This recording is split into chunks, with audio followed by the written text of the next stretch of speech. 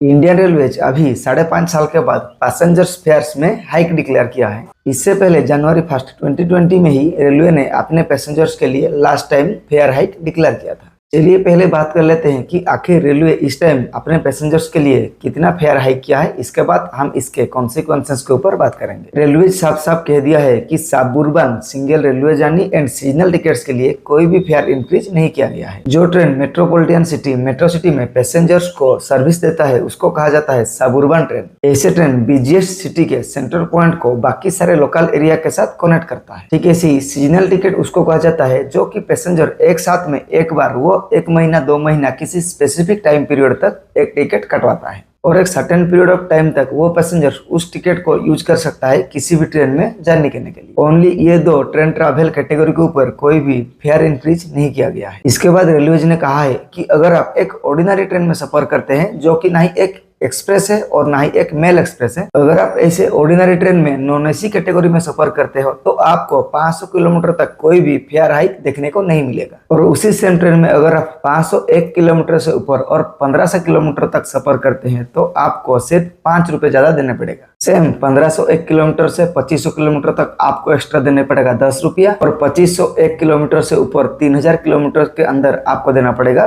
15 रुपया एक्स्ट्रा। उसी ordinary category train में अगर आप sleeper class and first class में ट्रैवल करते हैं तो पर किलोमीटर आपको देना पड़ेगा एक्स्ट्रा 0.5 पैसा। मतलब अगर आप 1000 किलोमीटर सफर करोगे तो आपको पड़ेगा 5 रुपया एक्स्ट्रा। ये तो था एक ऑर्डिनरी ट्रेन के फेयर हाइक डिटेल्स। अभी बात कर लेते हैं एक मेल एंड एक्सप्रेस ट्रेन के कितना फेयर में हाइक हुआ है। पहले बात कर लेते हैं हम ऐसे ट्रेन के नॉन एसी फेयर हाइक के बारे में। अगर आप ऐसे ट्रेन में non AC second class sleeper class and first class में ट्रैवल करोगे तो आपको पर किलोमीटर देना पड़ेगा 1 पैसा एक्स्ट्रा। मतलब अगर आप 1000 किलोमीटर जाओगे तो आपको एक्स्ट्रा फेयर आएगा 10 रुपया। अगर आप ऐसे मेल एंड एक्सप्रेस ट्रेन में एसी क्लास में सफर करोगे तो आपको एसी के सभी कैटेगरी जैसे AC chair car, third tier AC, third AC economy, AC second tier, AC fast executive, ऐसे मेल एंड एक्सप्रेस ट्रेन के आप किसी भी एसी कैटेगरी में अगर आप सफर करोगे तो आपको पर किलोमीटर देना पड़ेगा एक्स्ट्रा 2 पैसे। मतलब आप ऐसे एसी कैटेगरी में सफर करोगे 1000 किलोमीटर तो आपको देना पड़ेगा 20 रुपए ज्यादा। ये था इंडियन रेलवेज की ओर से डिक्लेयर किए गए latest all details fair hikes.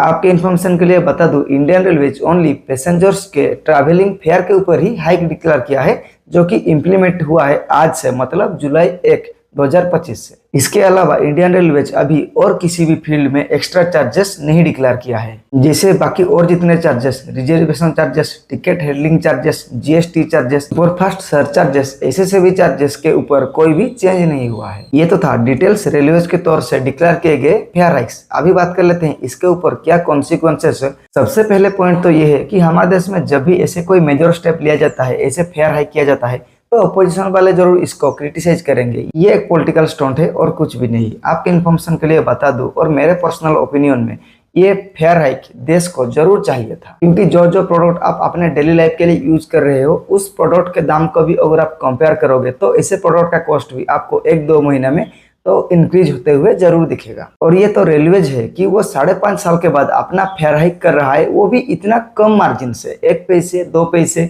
0.5 पैसे। ये भी कोई फेयर हाइक हुआ? जो जो लोग इसका अपोज करेंगे मैं उनको कह देना चाहता हूँ कि कोई भी चीज फ्री नहीं होता, सबका एक कीमत होता है। हमारा देश क्या फ्री में चलता है? सुबह उठ के पहले हगते हैं ना, वो हगने के लिए रात को कुछ ना कुछ खाना पड़ता है और उस चीज को खाने के लिए, कंज्यूम करने के लिए उसे भी खर्चा करना पड़ता है। उसका भी एक कीमत होता है, सबका एक कीमत होता है।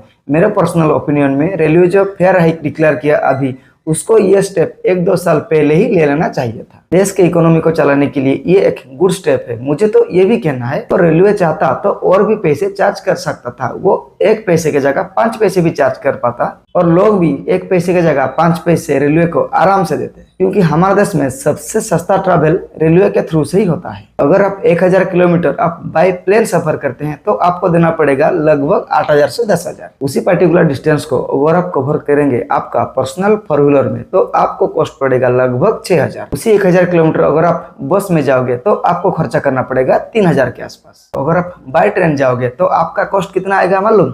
ऑन एन एवरेज बिलो 1000, मतलब 1000 से भी नीचे। हाँ, एसी क्लास में थोड़ा बहुत हो सकता है, लेकिन वो भी ज़्यादा नहीं है, लगभग 1500 रुपये। अभी आप ही बोलिए, इंडियन रेलवेज आपसे कितना ज़्यादा चार्ज कर लिया, आपसे कितना ज़्यादा लूट लिया। अरे वो कुछ नहीं ले रहा है, बहुत कम ले रहा है। और ऐसे भी आप प्लेन में सफ़र करोगे तो वो सबसे फास्टेस्ट है, इसके बाद सेकेंड फास्टेस्ट तो ट्रेन का सफ़र ही होता है। और अगर सेफ्टी कंसर्न को भी देखा जाए तो ट्रेन में सफ़र ही सबसे सेफेस्ट माना जाता है। अगर आप प्लेन में सफ़र करते हो तो कुछ होने का चांस कम है, लेकिन अगर कुछ हो गया तो जितने भी प्लेन में मौजूद होंगे ना, सबका एक बार में राम नाम सत्य, जैसे अहमदाबाद प्लेन क्रैश में अभी हुआ। बाय रोड ट्रैवलिंग के रिस्क के बारे में तो आपको मालूम ही होगा। ट्रेन में भी अगर कुछ छोटा मोटा हादसा हो जाता है ना, तो उसमें कोई लोग नहीं मरता, बहुत कम मरता है, 1-2 मरता है।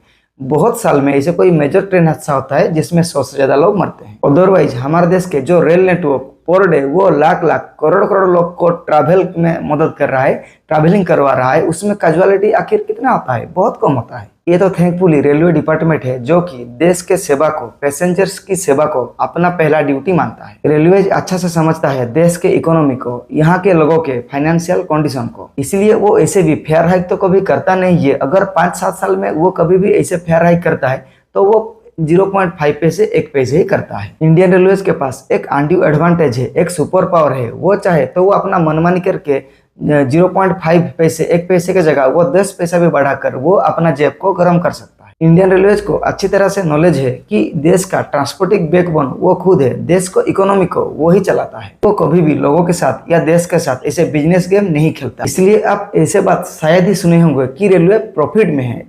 फॉर योर इन्फॉर्मेशन में आपको बता दूं, रेलवे हमेशा नुकसान में ही चलता है। क्यों? क्योंकि वो देश के सेवा में ही लगे रहता है। जितना भी revenue Indian railways private company के फ्रेट गुड्स ट्रांसपोर्ट से कमाता है, उस सबको वो खर्चा करता है हमारे देश के middle class and poor class लोगों के ट्रैवल कॉस्ट को मैनेज करने के लिए। दिल से एक सैल्यूट तो बनता है इंडियन रेलवेज के लिए। बाकी आपका क्या पर्सनल ओपिनियन है कमेंट बॉक्स में जरूर बताइए and do subscribe. Thank you.